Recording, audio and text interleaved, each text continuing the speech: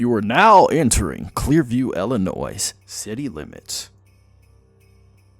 On a fine December 22nd afternoon, Lennox stared out of his window longingly. A light smattering of snow cascaded down, adding to his malaise.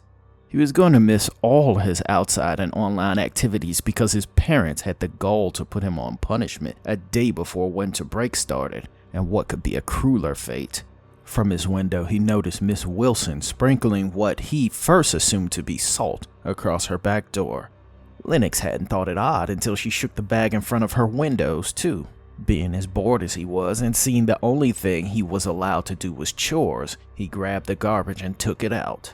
He slowly watched Miss Wilson dumping a sad, grayish mixture of something that mingled with the fresh snow, making it muddy. Miss Wilson stopped and turned her head to Lennox, who was doing everything in his power to kill time. "If you're going to sit there and stare, you may as well come over here and help me out," said the older woman. Lennox hesitantly moved over into her yard, not knowing if he was breaking his punishment. "What's the matter?" said Miss Wilson. "I'm on punishment. I'm not supposed to go outside or get on the internet."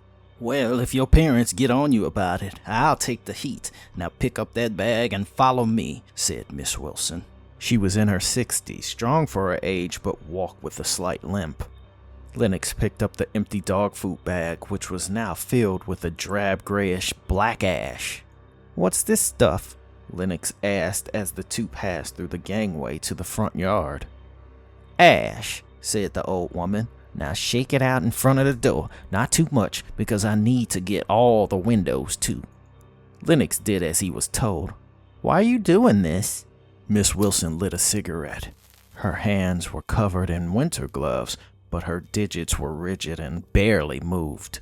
"You don't know, huh? Seems like something your parents should have told you about by now."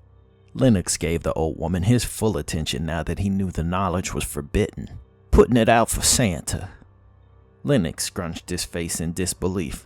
"I know there's no Santa. I'm 12 years old. Besides, I thought he liked cookies."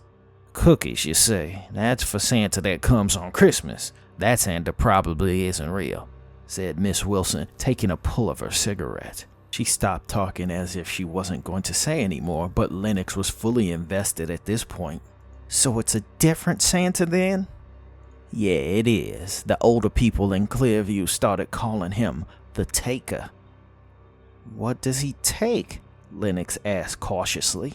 "Your limbs. No one knows why, but he seems to be drawn to bad deeds. Without fail, every year on the night of December 23rd, he appears and hacks off the limbs of unfortunate residents."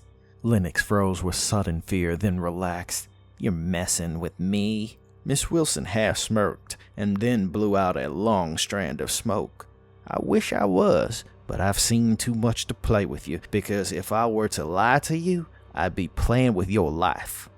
"You're messing with me," said Lennox, who grew more fearful the calmer Miss Wilson got. Lennox sprinkled the ash on the side window, despite not believing a word of it. "You said you're 12, yeah? He likes that age best," said Miss Wilson. "I don't know why he does. Maybe it has something to do with hard lessons and tough love. But me, I think he's just insane." "How do you know?" said Lennox.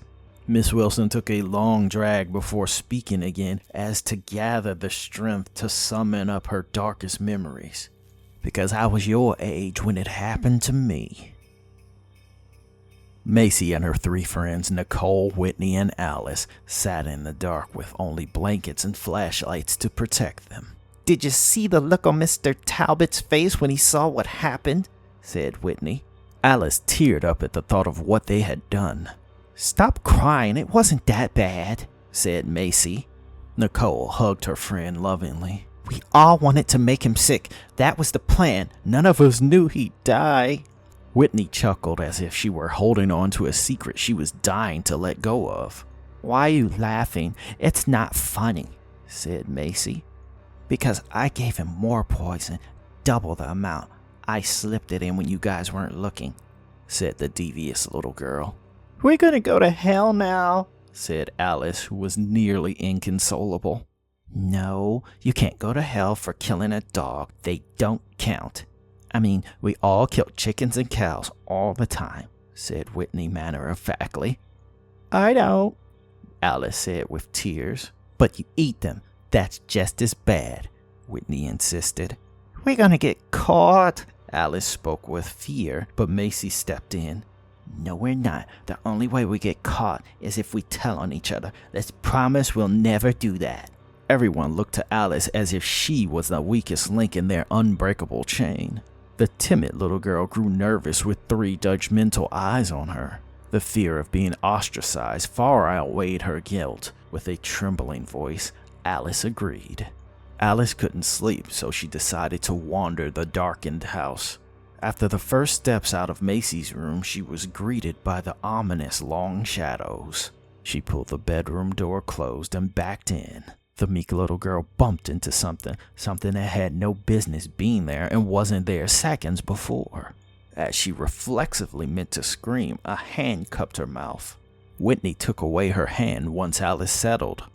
Don't be such a baby, Whitney sternly declared. I was just, Alice started to say. Come on, let's go to the kitchen. I saw some cookies, Whitney said confidently. Alice followed.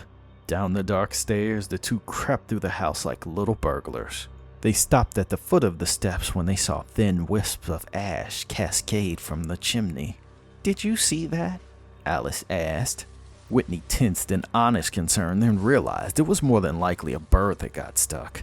Come on, she said to her timid friend, holding her hand just in case she was wrong. The two slowly walked past the living room, guided by the blinking lights of a Christmas tree. A thud happened, and the two girls held each other tight.